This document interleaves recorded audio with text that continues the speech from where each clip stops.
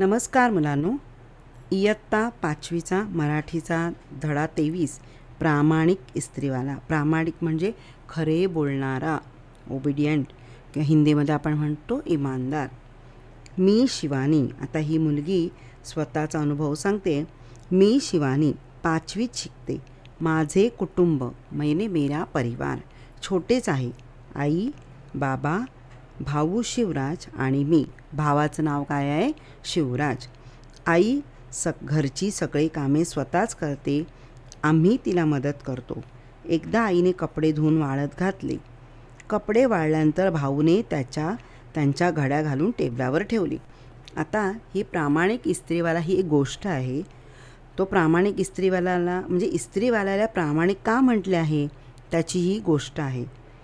तर त्या मुलीने आपल्या स्वतःच्या घरची कहाणी सांगितली की त्यांचं लहान कुटुंब आहे. आई, बाबा आणि भावाचं नाव आहे शिवराज आणि ती मुलगी स्वतः. आई सकाळची कामं स्वतःच करते. त्यानंतर मुलं मदत करतात. मुलं म्हणजे कोण? तिचा भाऊ आणि ती. एकदा आईने काय केलं? कपडे धुतले आणि वाळत घातले आणि कपडे वाळल्यानंतर तिच्या भावाने सगळे कपडे आणले आणि घडी करून टेबलावर ठेवली. सायंकाळीचा समानार्थी शब्द होतो संध्याकाळी. सायंकाळी 5 वाजता बाबा बाहेरून आले. त्यांनी आईजवळ पैसे दिले. ते तिला ठेवायला सांगितले. आई कामाच्या घाईत होती. तिने पैसे टेबलावर घड्या घातलेल्या कपड्यात ठेवले आणि ती कामात गळून गेली. कामात गळून गेली म्हणजे कामात निघून, म्हणजे खूप कामात बिझी होते. त्याच्यामुळे ती तशी हे करून गेले, म्हणजे पटकन निघून गेली. कारण की कामात बिझी याचा अर्थ मग्न असणे, अगदी कामात रंगून जाणे, खूप वेळच न मिळणे. ठीक आहे. म्हणजे तुम्हाला समजलं की आईला बाबांनी पैसे दिले आणि सांगितलं की जरा पैसे तू ठेव. म्हणून आईने कामाच्या गडबडीत ते पैसे कुठे ठेवले? कपडे घडी केलेल्या घडीमध्ये, म्हणजे जे टेबलावर कपडे होते त्याच्यातच ठेवले पैसे. बाबा बाहेर गेले होते, काहीतरी काम होतं पुन्हा बाहेर गेले. आई कामात होती आणि भाऊ खेळायला गेला आणि मी अभ्यास करत होते. इतक्यात आमचे इस्त्रीवाले दामू काका, लक्षात ठेवा काकांचं नाव काय आहे? दामू. ते आले. इस्त्रीसाठी कपडे मागू लागले. आई स्वयंपाकघरातून म्हणाली, अगं शिवानी, त्याला टेबलावरचे ठेवलेले कपडे पिशवीत भरून दे. मी कपडे पिशवीत भरून दिले. इस्त्रीवाला काका कपडे घेऊन निघून गेले. आईच्या एवढं पण लक्षात नाही की तिने टेबलावरच्या कपड्यांमध्ये पैसे ठेवले आहेत. ते गडबडीत तिने सांगितलं की देऊन टाक म्हणून. 2 दिवसानंतर बाबांनी आईकडे पैसे मागितले. नेहमीच्या सवयीप्रमाणे आई कपाटात पैसे शोधू लागली, पण पैसे काही सापडेनात. आई कावरी झाली. पैसे गेले कुठे? आई विचारात पडली. घरात सगळीकडे पैशांची शोधाशोध सुरू झाली, पण पैसे काही सापडले नाहीत. म्हणजे बघा, 2 दिवसांनी बाबांनी आईकडे पैसे मागितले. कुठले पैसे? तर बाबांनी एके दिवशी आईकडे ठेवायला दिलेले पैसे. आणि आईने कुठे ठेवलेले? कपड्यांच्या घडीमध्ये. आणि ते कपडे कोणी नेले? इस्त्रीवाल्याने. त्याच्यामुळे तिच्या काही लक्षात नाही. आता जेव्हा बाबा आले तेव्हा पैसे मागायला लागले. ती नेहमीप्रमाणे कपाटात शोधायला लागली, कारण तिला माहिती आपण कपाटात पैसे ठेवतो. कपाटात शोधू लागली, पण कपाटात तिला काही पैसे सापडले नाही. ती कावरी झाली. कावरीबाईने गोंधळली, अरे मी कुठे ठेवले पैसे? आपण सुद्धा कधी कधी एखादी वस्तू ठेवली आणि आणले कुठे, आणि नंतर लक्षातच राहत नाही, अरे मी इथे ठेवलेली, कुठे गेली? आपल्याला म्हणून एवढं लक्षात ठेवायचं की आपण जी वस्तू ठेवतो ते आपण व्यवस्थित आठवणीने एखाद्या ठिकाणी ठेवायची आणि खूण करायची की बाबा इथे पैसे मी ठेवले. किंवा आपल्या आईला किंवा बाबांना सांगायचं, बाबा मी माझं हे पुस्तक इकडे ठेवते. म्हणजे 1-2 सांगून ठेवलं की ते लक्षात राहतं. ठीक आहे. पैसे कुठे गेले? आई विचारात पडली. घरात सगळीकडे पैशाची शोधाशोध सुरू झाली, पण पैसे काही सापडले नाही. संध्याकाळच्या वेळेला दामूकाका घरी आले. ते हाका मारत, वहिनी, अहो वहिनी. वहिनी म्हणजे कोण? शिवानीची आई. आई, बाबा बाहेर आले. काय रे बाबा, कपडे आणलेस का?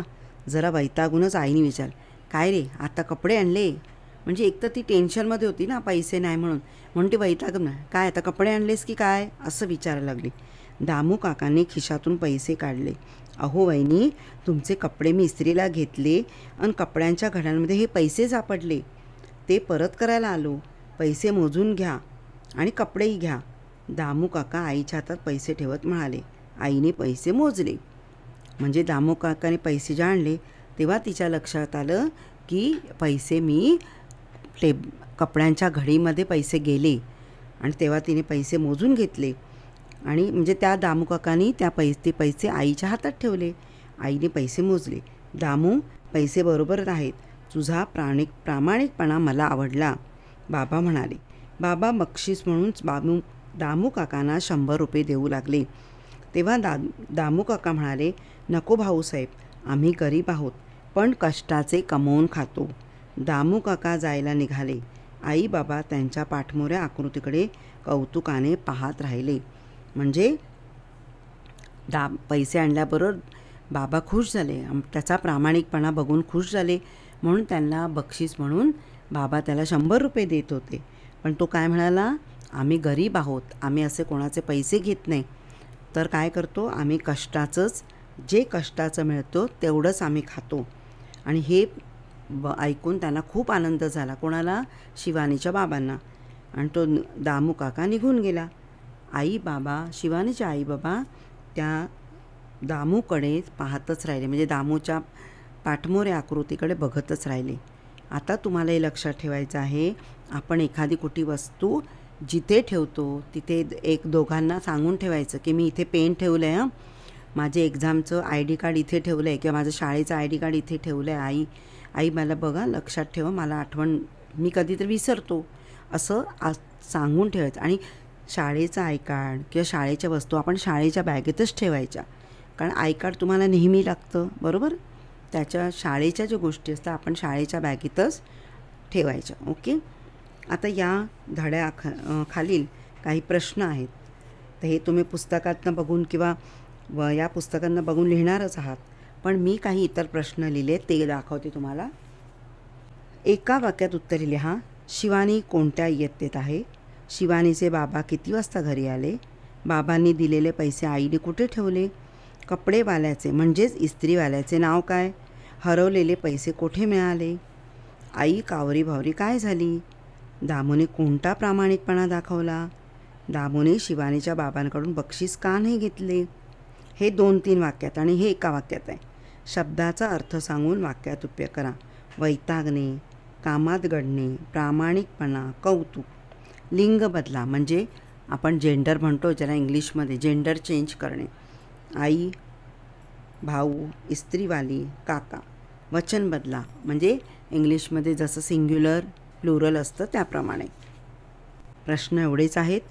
हे प्रश्न माझ्या यूट्यूब चॅनलला आहेत, हे तुम्ही पहा, त्याच्या प्रश्नाची उत्तरे लिहा, आपल्या शिक्षकांना दाखवा.